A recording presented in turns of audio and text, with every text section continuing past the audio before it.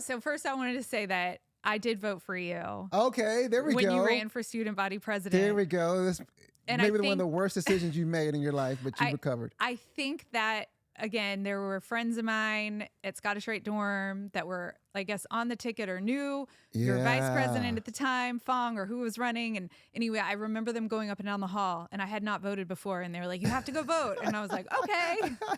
Yeah. I mean, it's one of the things that I think one of the more challenging things I've done in my life has been, run for student body president at the University of Texas, because you've got all these constituencies, right? Yeah. You've got like white frat, black frat, multicultural frat. You have, band, dorm, off campus. I mean, you have every constituency. I think I still have my notebook from that time. I spoke to like 412 student orgs. While you were running. While I was running. Okay, so this is this world that I really don't know anything about, because I voted for you, and then I have no idea what the student body president does. Yeah. So first of all, I want to know, what's the coolest perk of being a student body president? Like, did you get to go into a suite for a football game, or meet some cool alum? Here's what happens when you're the student body president, at least at that time.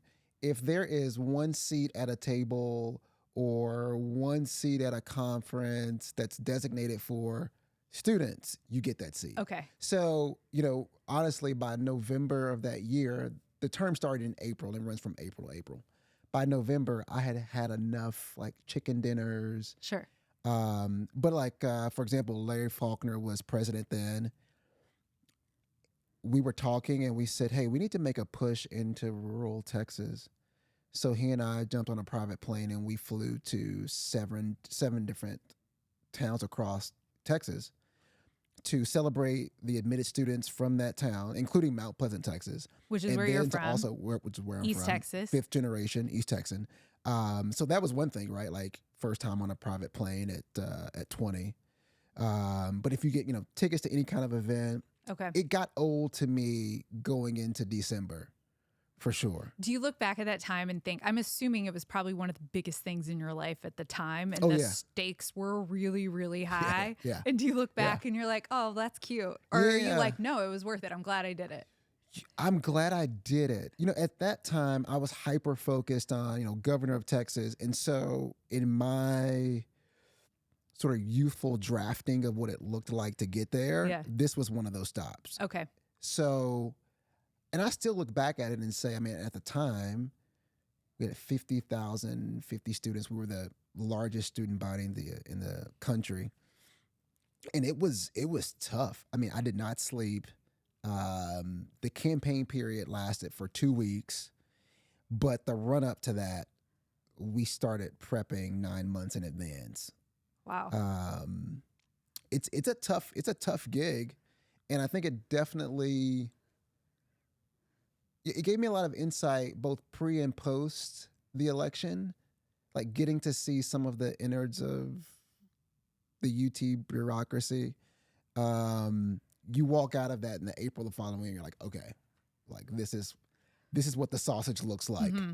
Yeah. Yeah. So going back to, you just mentioned you wanted to be governor of Texas. You wanted to come to UT. Yeah. But actually, so why did you choose UT? Stanford was my number one pick. Okay. My parents took me to Palo Alto. I was an 8th grader, and I walked on campus. I saw the Spanish tile, and I said, this is where I want to be. Was it also because it was the best at the time? It was also the best. It just felt, I mean, really, I'm a 5th generation East Texan, right? So my roots go all the way back to Panola County, Carthage, Texas. Both of my parents are from there. And a part of me wanted to get out of the state. I knew eventually I would return back, but I also knew I was going to law school. So I thought it wouldn't be a bad route to have an undergrad degree from somewhere else and then maybe come back to Texas, maybe. Applied early admissions, Stanford, got in, didn't get hardly any money. And then I got a call from Eleanor Moore, who has, she worked here for 35 years. She was an incredible human, and said, hey, you're one of the finalists for the Texas, at the time there were the Dedman Scholars and the Texas Exes Scholars. They've been renamed now. 40 Acres, I think is what they are now. I come in to Austin, interview. Guys like Lowell Leberman and Larry Carver and Jim Vick. I get one of the scholarships and decide to come to Texas. Full ride. That was it, full ride. Did you get housing too? It was included in the package. Nice. And where'd you live? Carruthers for my first 2 years, and then my next 2 years off campus. And you were Plan 2? Plan 2 government, yep. Yeah. Yeah. And I'm assuming, and you were a cowboy too? Was a cowboy. And Plan 2 is a funny story. My senior English teacher in high school comes to me and she says, "Have you heard of Plan 2 at Texas?" She's a Plan 2 alum. I'm like, "No." She's like, "You should apply, but the application's due next Monday. I will write your recommendation." And it wasn't an easy, the essay questions required some thought. So I couldn't just kind of crank out, copy, paste some stuff. Mm-hmm. I worked throughout the weekend, applied on that Monday, and then, got in. So I was Plan 2 in government. So I look back at your University of Texas career, and I think somebody who was really driven and someone who was really involved and someone who knew a lot of different people on campus. Yeah. Is that... Yeah, that was it.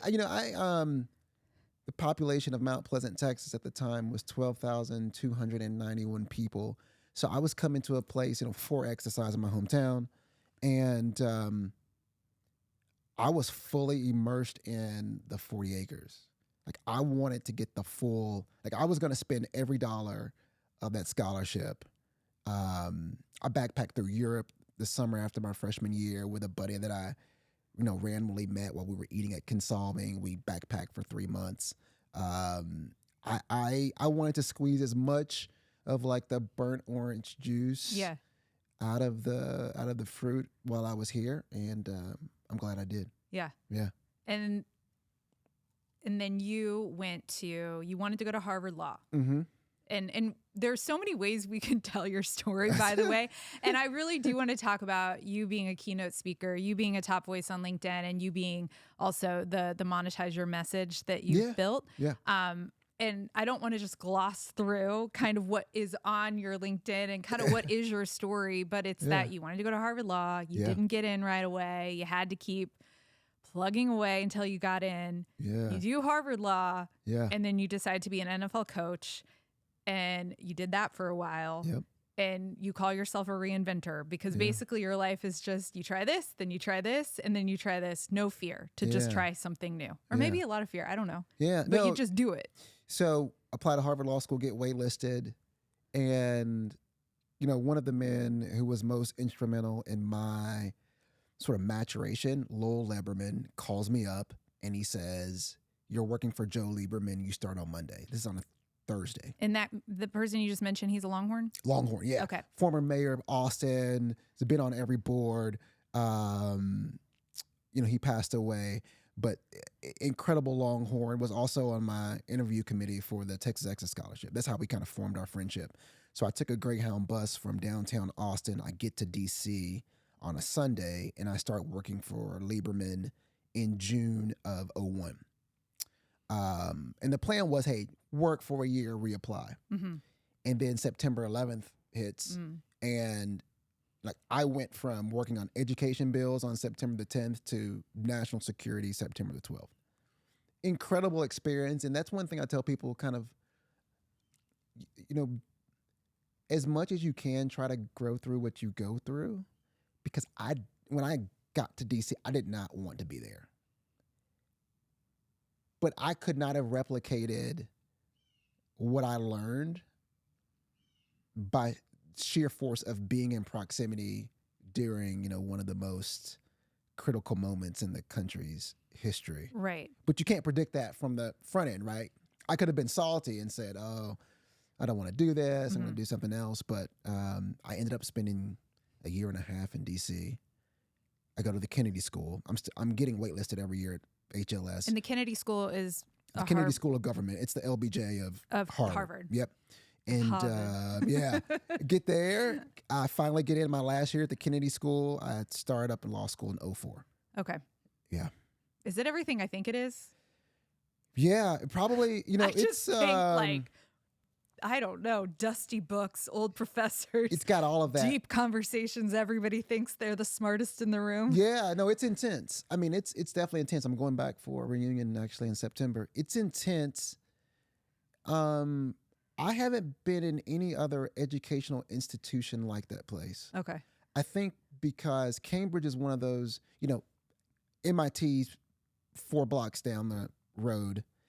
There's just this concentration of not just intellectual, but highly motivated people. I spent 5 years there. I would say that my intellectual curiosity was like on a 13 on a scale of 10, just because someone's visiting and speaking, right? Your professor is also arguing a case in the Supreme Court. Like there's just so much rich kind of work to do. And it's fun, but it's intense. So you're like checking off all these boxes as a young man. I mean, you're like, check, UT, check, student body president, check, check Harvard Law. I mean, like, that's not every 20-year-old, right? Not everybody. And that did not end up being, you did not become a lawyer. No. I mean, I guess you are a lawyer. I don't know. Did you take the LSAT? No. I took the LSAT to get into law school. Have not practiced law a day in my life. Don't miss it. Yeah. But the goal for me never was to be a lawyer. It was to get the law degree to be a politician, right? So, in my sort of, and this is before the rise of like authors turned senators and businessmen turned president, right? At that time, I looked at the arc of most politicians that I looked up to, and it was law school, maybe practice for a little bit, and then jump into state government and wind your way up, right? And so that's kind of the way that I approach crafting that. And then you decided to do something completely different, which was be a coach in the NFL. Yes. You didn't play football in college, but you played football a little bit growing up, but you kind of took it seems, as more of you were a leader and you wanted to create relationships with the players and you wanted to lead the team in a different way that maybe they weren't doing at the time. Yeah, I mean, for me, when I worked this camp at the Steve Spurrier camp at the University of South Carolina. This is right before my third year of law school. It was the most fun I had experienced in a long time. My dean at the time was Elena Kagan, who's now in the Supreme Court. And I remember going in and saying to her, like, I think I want to coach football. And she's like, when you get your law, when I hand your diploma to you, you won't find an expiration date on it. She's like, if you coach for 2 days or 2 decades, I'm pretty convinced that people will still be having legal issues. It's not going anywhere. That is such good advice. Yes, it's the best. Somebody gave me that advice when I had started radio. Yes. And I got this gig to be an NBC page, which is a program you get to be up there and do really cool things. And I didn't want to go because I didn't want to miss out. And I remember this person sat me down and said, that's still going to be here. You go do that because that's not always going to be an opportunity. And then you can come back. Yeah. I'm always so grateful for somebody that takes the time to tell you that. Yeah, most people don't, because most people will tell you, oh, you're wasting your life. Like the 99% of the people who were in my orbit were telling me, you're wasting your law degree. You work so hard to get into law school. You spend so much money. You spend so much money. And I'm like, first of all, it's my money. 1, 2, it's my life. And one of my rules for life is take the most rare opportunity on the table at any given moment. So which opportunity is the least to come back around? Mm-hmm. That's the one I'm taking. So but what'd you get out of that rare opportunity? Oh gosh. I mean, going into the NFL as like a former high school strong safety in Mount Pleasant was very similar to going from UT to Harvard, in the sense that it's hard to describe the level of detail that goes into football at the professional level. Mm-hmm. Like it is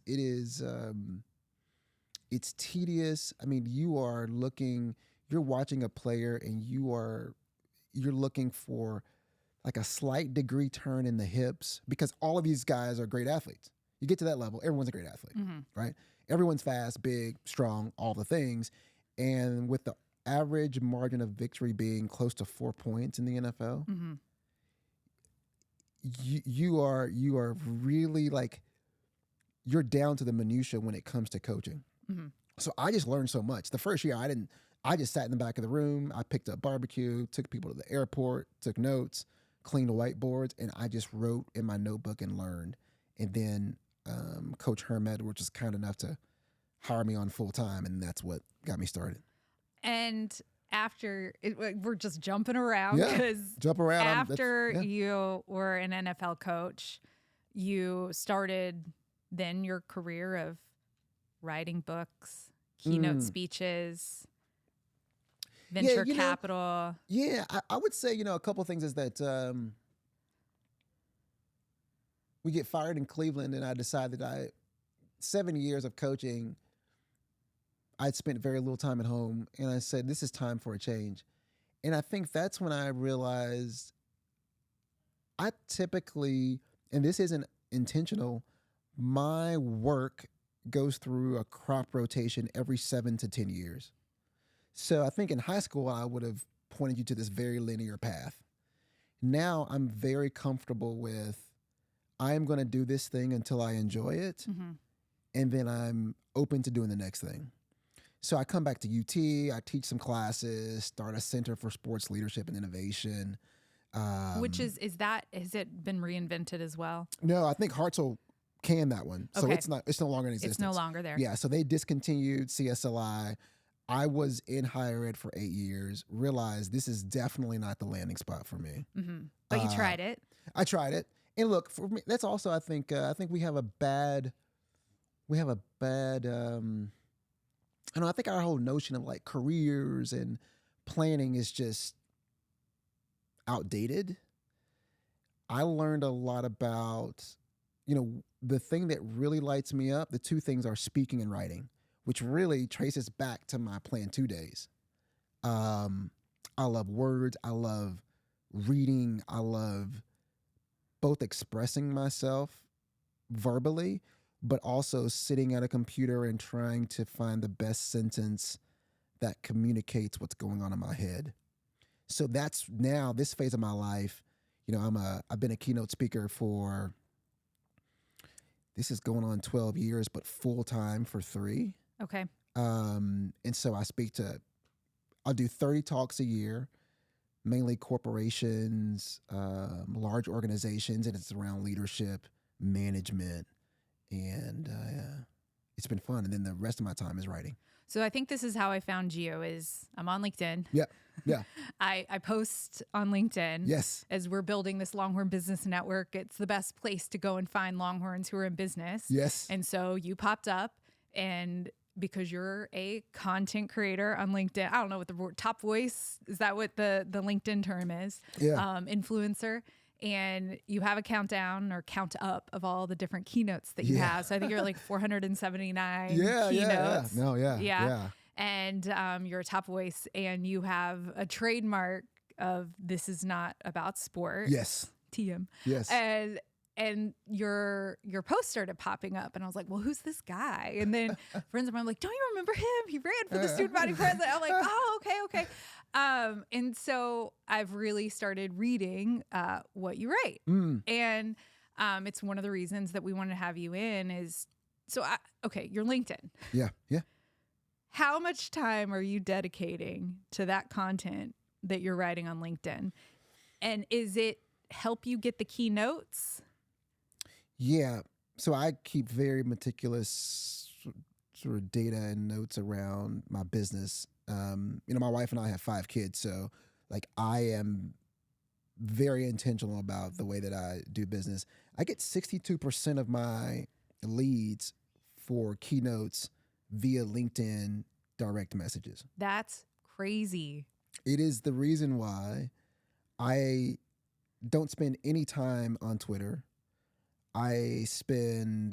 my split of social media is 80% LinkedIn, 20% Instagram. Okay.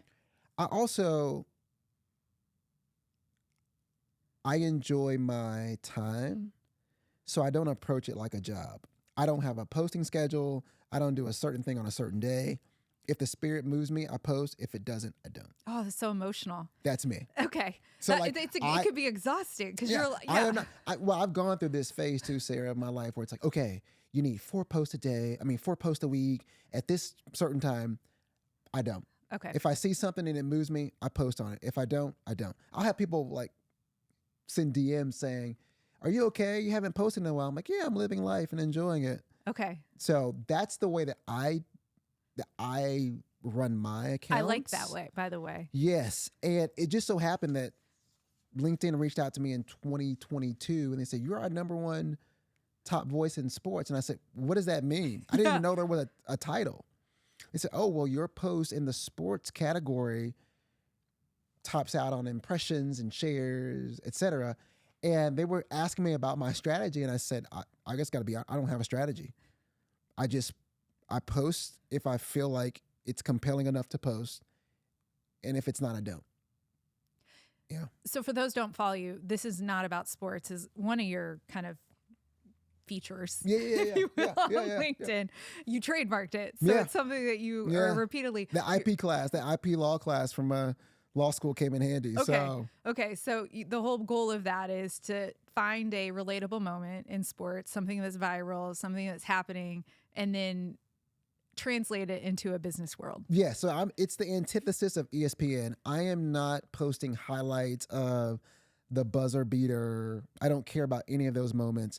I'm looking out for someone or a team that's in a critical moment of a sports matchup and reacts in a way that has a leadership lesson for people in business or life. Okay. Like that's my entire lens.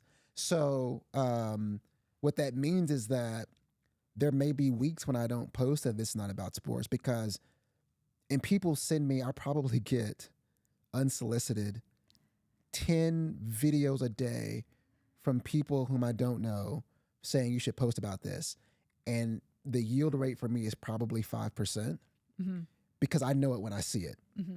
So it's like a post-game press conference where a coach is talking about a kid who was sick earlier in the week, but who kind of fought through.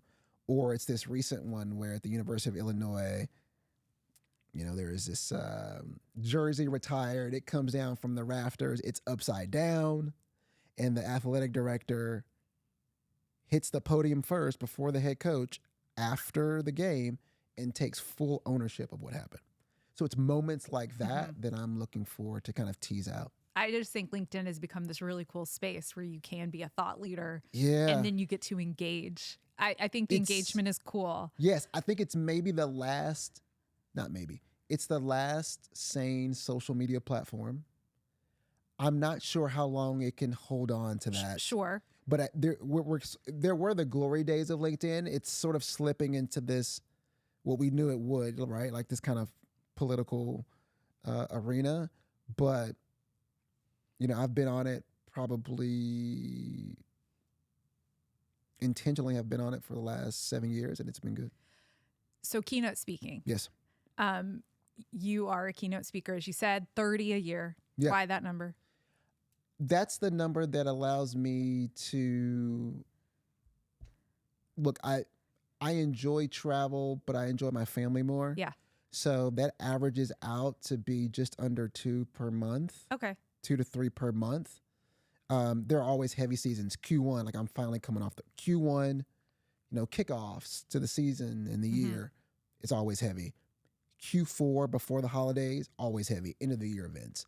And then sort of a smattering throughout the middle of that. I've had years when I've done, my highest year was 51. And at the end of that, I have a personal board of directors. And we had our end of the year meeting. Meaning you have a board of directors for you, like I've your appointed, brand. Yes, I've appointed. They've agreed to give me advice on my business and they're all at least 15 to 20 years older than I am, from various sectors. Yeah. And we run it like a business. I have quarterly meetings with them. They hold me accountable for what I promise in Q4 of 24 when I go into 25. And we jointly determined that I needed 30 was a good diet and 30 of the right keynotes. Please drink water. Yes, You need yes, water. yeah. I'm drinking. I'm good. I don't want to be like, I'm a don't former drink athlete. water. I know how to stay hydrated. Do you remember? So I think that, in part of this other business you have is monetize your message, and it's to help people get the keynote speaking to build their whatever resume as a keynote speaker, what to do. And do you remember your first one? My first keynote. And if you look back or even just when you started to where you are now. You know what it was? I do remember it. I did a talk for Mission Capital here in town, and this was 2014. So I come back to Austin in 2014. Someone emails me from Mission Capital saying, "Hey, we're having like a luncheon, need a speaker. Would you be interested?" My dad was a Baptist minister, still is. And I said, "Yeah, sure. What do you want me to talk about?" They're like, "We don't know." I'm like, "Great, I'll do whatever." So I crafted a keynote, and then I did the plan 2 graduation ceremony. And then it just sort of, one thing we say about speaking, right? Like the best way to get more speaking opportunities is to speak. Right. So you speak, 50 people are in the audience. One person says, "I like her. Yeah. I'd like to have her come to one of our luncheon talks," right? And then it just builds from there. So the reason why our co-founder, Will Baggin, and I started it was because I went to him and I said, "Look, Monetize your message." Monetize Why you your started message. that, yeah. Was that if I get the same question from 10 different people, my mind immediately goes to how do I build something that I can share that will answer questions? Because everybody probably wants to ask, how do you get the first one? How do you craft a message? How much do you charge? Yes. What should I do for free? When should I say no? Oh, Sarah, you're hitting them all. And I'm tired. And I don't do a lot of phone calls. I don't do a lot of meetings. I don't do a lot of lunches. I'm either speaking or I'm writing. Like that's the majority of the way that I carve my time on earth. So I said, "Listen, here's what I want to do. You and I, he's been speaking for 10 years, incredible speaker." I said, "Look, let's get together. Let's create content in this space, and we're just going to share it." And we just did that we just shot like 500 videos and just shared it. Yeah. And then people really liked it. They said, "Can we get together for like a conference?" I said, "Ooh, I don't like events. I don't like planning events." Just because what you don't like the expectation I of don't are wanna people going to talk show up? Okay. Well, for me, it's like I don't want to think about lighting and food and sure. parking and It's the worst. Is there the parking? nearest hotel. Yeah. I am not I am like, I've learned this about myself because I've done events before. Like, I am the person who shows up at the time to do the thing. Okay. Anything else I don't want any part of. I will contract it out. And we did that. The first one was 2 years ago, and it's just grown. So we have it every September here in Austin, and it's amazing. We'll have people from like 3 different countries, 12 different states, and we're just walking them through in the process of a weekend. 2 things: either how do you launch a business that you don't have in the speaking industry, or leverage an existing business. And it's called Platform, and it's been great. What was the number? I have to speaking industry generated $7 billion in revenue. Yes. Last year. You know what's funny is that What? I never even knew there was a speaking industry. I mean, my dad is a Baptist minister, and I grew up in Mount Pleasant, so it wasn't like I was around at events where like people were hiring speakers. But I mean, if you think about it, Fortune 1000 companies, all of them are going to have some kind of kickoff event. Yep. They're going to have some kind of end of the year event. Yep. And they're going to have a smattering of sort of developmental get-togethers throughout the year. Right. And I mean, look, it's taken me to 6 continents, and I've seen a lot of different cultures from the vantage point of a speaker. I mean, this is a career that can take you forever because it can continue to change because your Absolutely. message can continue to change. Absolutely. And, if I spoke to three companies in America every day of my life, I wouldn't get through them until death. So it's like, it's also a fairly boundless market. And the great thing, I've been fortunate to where most of my talks are referral based. So I don't do any outbound, hey, hire me, I'm a speaker, but someone who's heard me in a talk or someone who's a colleague of someone who has heard me in a talk, they're looking for a speaker and reach out, and then it goes from there. Is there like a goal that you have of like, I really want to speak here at this event? No, not really. I mean, I've done most of the Fortune 50. I used to think like, oh, you go through a period of your speaking industry, like, oh, it'd be cool to speak at Nike. I've been fortunate at 46 to kind of get through all of that. Okay. I don't have any goals in terms of like venues anymore. Was there ever a failure? Oh, I've been through a lot of mishaps. Like early in my career, I've had both of my fault and then just the universe. I've had electricity went down in a talk in New Orleans. There was a guy who had a heart attack in Minneapolis mid-talk. Yeah. The wrong PowerPoint at a talk in Columbus, Ohio. I haven't fallen off stage, but you do. That's what I said. Like That'll be fun. If you get enough reps, like at 480 talks, that's what I think most people are like, oh, they're afraid of the worst case scenario. I don't really have any fear of failure or rejection. Because I'm really confident in who I am. So if it happens, I'm like, I own it on the spot and say, look, it's part of your message. This is where it is. You're like, if I fall off the stage, it'll actually be a great LinkedIn video. Yeah, exactly. And you've all probably done worse. So yeah. Well, and you also are an author. So yes. Speaker, author, and you have 3 books. Yes. And the latest is out called Microwins. Yes. And Michael Danny, who's a member of our Longhorn Business Network and owns FlexPoint Consulting, read it and wrote a big review about it on LinkedIn. Yeah. And I was like, oh, Daron would be really good to come in because we are talking to so many different entrepreneurs and business leaders, and that's what the book is speaking to. Yeah. See, I put it on our bookshelf. You got it. You got to place. Yeah. You got to put that thing. We got to have it like. Gotta get that thing out there. No, yeah, it's fun. Book writing it's a solitary. That's probably the last nonfiction book that I will do, but it was fun to write, and the gist of it is, we all set these big goals at the beginning of the year. Huge New Year's resolutions. The research says by Feb 1, the majority of them are forgotten or broken. And so the system in Microwins, it calls you to say, look, what are the most important things that I want to accomplish in 3 categories? Work, family, and health. And then from the big macro wins in those categories, let me trace back to what's a micro win on a Monday that feeds into my goal for work. So for example, today, and I do this every day. I've done this for 8 years. Today, I have to write 500 words. That's my work goal. Okay.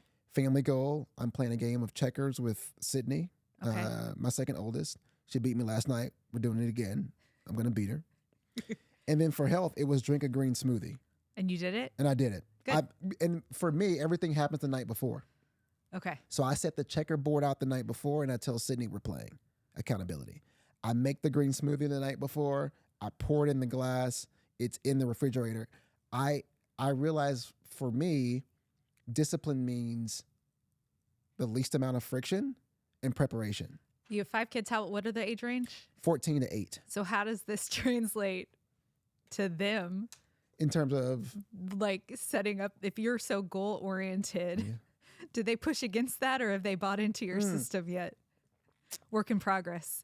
I mean, kids are kids, but it's interesting because I think that one thing that my parents taught me is that kids want structure. They do. Yeah. Regardless of what they say verbally, they want structure. So 3 of my 5 kids do their own micro wins without me telling them. Oh, that's cool. And they just kind of get like, I tell them, like, my job is to be sort of a constant. So you're in this phase where you're learning about yourself. I'm like, look, I've gone through all that. I want to be a constant in your life where you're like, okay, I kind of know where this guy is in terms of like temperament and beliefs. And so it's worked out well. My wife is, and I don't recruit people for I'm like, not in my family saying, you should really put this into a microwin. But you know what's funny? If your kids see you doing something repeatedly, like for example, reading. Some of my kids weren't big readers early on, but they just see us read every night. Now they're reading on their own. Oh, that's cool. I think I just wonder, I always think about Matthew McConaughey and how the speeches that he gives and the cadence that he gives. I'm like, how does that work with his teenagers? Yeah. There's always, look, one thing I know about parenting, there's like what you see on TV, at the Oscars or on a podcast and what it looks like on a Tuesday night at 9:45. Totally right? different. Yeah. That's not the same. That's not the same human. We're going to get into like our rapid fire questions, but you have a story to tell, you have a message. It obviously is something very passionate in you.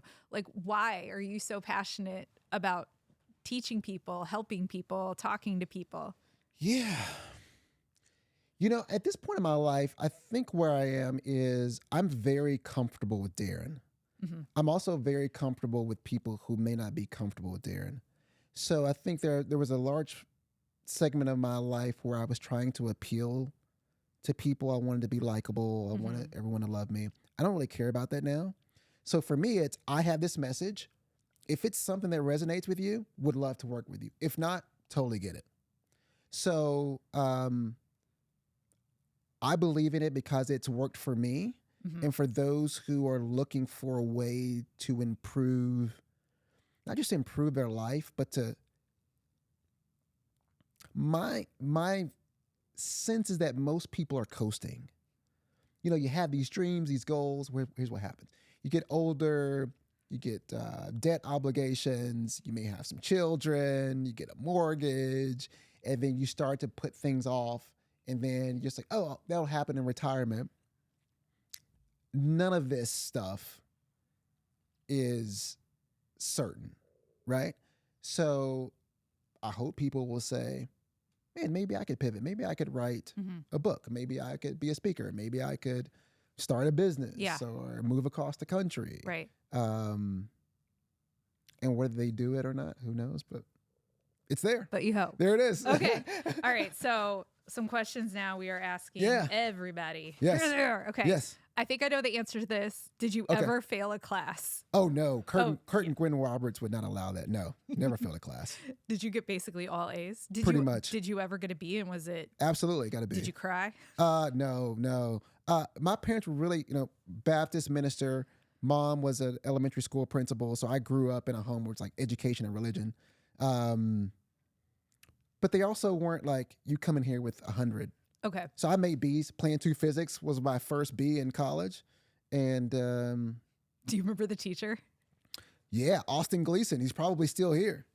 Austin, if you're listening to this, man, I love you. That was a tough class. And it was good to go through, even though I'm not doing anything physics related. So what was the most memorable class you took? Oh, world literature. Plan 2 world literature was a year-long course. There were 10 of us. And it was taught by my favorite professor on the planet, Marjorie Woods. It was, with 120 hours that you need to graduate, that was a 5-hour experience where every morning I woke up and could not wait to get to class. Isn't that cool that you had one of those classes? Yes, and it's rare. For students out there, I always say, don't chase subjects, chase professors. Okay. Right? Like, forget the subject matter. If you hear someone's a good teacher, take the course and see if that person is sitting on the course, because those people stick with you. You'll forget the material, but you won't forget the way that he or she made you feel. I, by the way, worry because of Rate Your Professor, which was not around. I guess there were versions of it, but I feel like now students sometimes get so in the weeds of all of that they're missing sometimes the bigger picture. And I'm glad that we had a little bit of ignorance and just word of mouth versus deep dives into classes. It's, and I taught here for 8 years. So what I saw was that, just like when we were students as well, a lot of people are just trying to game the system to get the highest GPA possible Yeah. with the lowest amount of friction, right? So I don't want to write a lot of papers. I don't want a lot of difficult tests. Let me just get through. There may be some merit to that, but I do think sometimes what gets lost is, man, how can I leave here with some memorable, I'm going to have to sit in a class Yep. for X number of hours over the course of my 4-year, 5, maybe 6-year career here. How do I maximize that? Favorite place to go get food around campus or on campus? When I was here at Trudy's, no doubt. Yeah, the one that was near campus. Yes, that's no longer. Yeah, that had the Mexican martini. Mexican martinis. Stuffed avocado. And, their food was okay. The martinis made them better. I was sad to see them go, but that was definitely one of my favorite haunts. It's so sad that it's still here and it's just empty. It looks a wreck. So no one's taken that place over? No. I mean, it just looks terrible. And I'm like, so this bad. is such a awesome spot. It was near like this park. It was impossible to find parking. Yes. But you did it. And it was such a good place to just go on a Sunday with your friends. That was I spent more time than I probably should have at Trudy's, but and the queso was good. Yeah. Man. It was all good. Okay, advice for someone who's starting UT. During the course of your 4, 5, hopefully not 6-year career here, find a way to learn an honest history of America. Okay. That would be, however you have to do it. Get an honest history of America before you leave the University of Texas. Why is that important? That's important because in the time that we are in now, we're at a moment where I think people, and you see this at the, K through 12, we're not teaching history. We want everyone to feel really good about themselves. And for those people who believe that there are problems in American society, they did not materialize overnight. Like this goes back to the Mayflower. So for those of us, and I know that a lot of people don't care, but if you do care, search out the history of America before you leave here. One thing I know about graduating from college, unless you take it upon yourself to read and learn, it may be one of the last moments that you're in an intellectual environment, a learning environment. Yep. So do that while you're here. Yeah. Yeah. It's hard though when you're that age because you just want to be done. You just want to be done. And then when you're older, you go, ooh, what a time. And slow down. Like, what are you racing towards? Like what, a mortgage? And finally, you talk to business leaders all the time. So what is your what's the number one thing that you're always driving home to a business leader? Which I know that's vague. Also, you talk to a lot of different types and meet them at different places. This is a good question. Microwins. No, because the message has changed. Be authentic. I think authenticity, and my message has changed because of the first half of my speaking career, it sounded very much like some kind of recap from some Harvard Business Review. Here are the 10 best ways to get new customers. Most of the failings that I see in corporate America deal with integrity and discipline. And I coach 5 business leaders every year. And the one thing that keeps coming to the forefront is understand who you are. Especially if you're a leader, you have a lot of people either lying to you or not telling you the truth, right? If you're in a C-suite, you've got a ton of minions telling you what you want to hear. There are very few people who are courageous enough for those leaders who are at the top of the org chart to tell them the truth. Are you strong enough to not just listen to them, but to seek them out in times of crisis? It's good. Because you can create your own echo chamber. It's there for you. Yeah. But get out of it. You just said, final question, that it took you about halfway through your speaking career to not repeat. how many speeches, you'll hear Jerry Seinfeld talk about how many shows. And I say this in radio. It took me forever to learn how to just like talk normal, when it comes. So how many keynotes did you have to do till you feel like you actually were doing a good keynote? Keynote number 87, talk about mishaps. I get to the podium. This is back when I was still writing speeches and all this nonsense. And I opened up my book there, and the speech wasn't in there. And I just talked to people, remember what I could. And this woman comes up to me afterwards. The woman who hired me for the talk had heard me in a previous talk, so this was very different from what she heard. She's like, "Oh my gosh, I'm so glad you went in a different direction. That was so good." And from that moment on, it just changed the way that I communicate. That was talk number what, 80? 87. 87. That was 87. All right. So reps. You need reps, not just for speaking, but in life. Like the more reps, the better you get.